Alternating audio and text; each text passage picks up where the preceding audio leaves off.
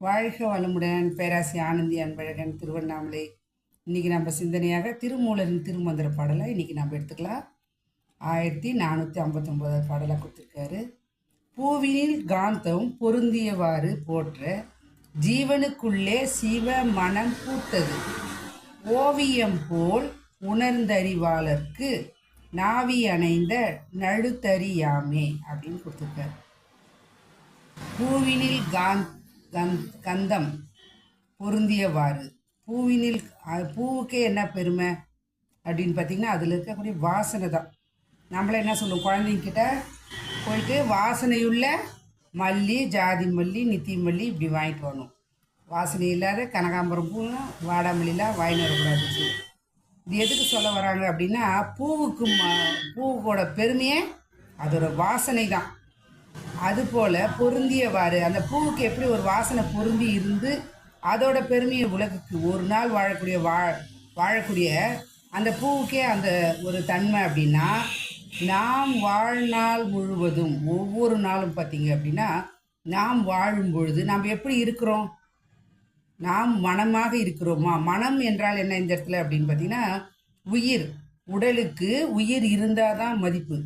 அப்போ அந்த உயிர் இருக்கும் பொழுதே அந்த உயிரை உணர்ந்தால்தான் அதை விட சிறப்பான ஒரு மதிப்பு அந்த உயிருக்கு.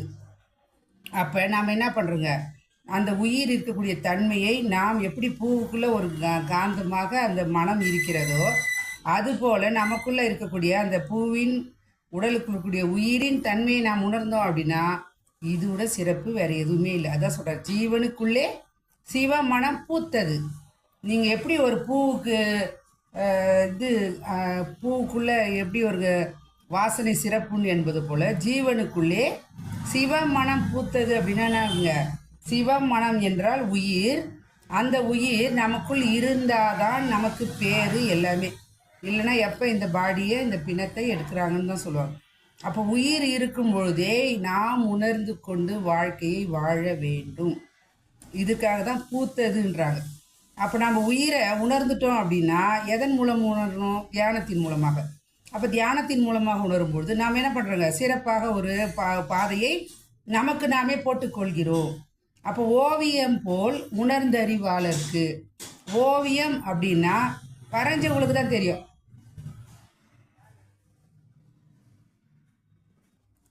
இப்போ ஒரு ஓவியம் வரைகிறவங்களுக்கு தான் ஒரு ஓவியத்தோட அருமை பெருமைலாம் தெரியும்.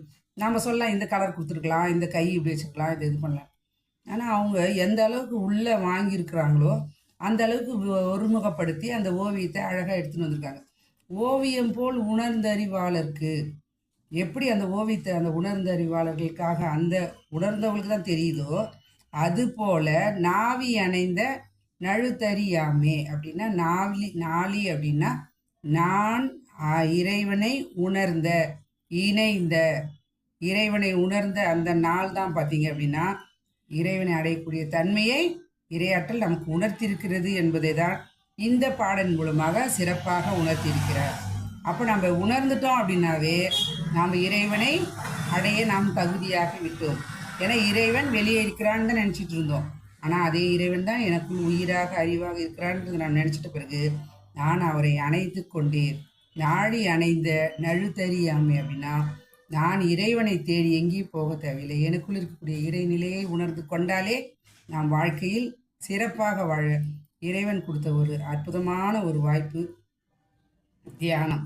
தியானம் தியானம் தியானம் தவம்.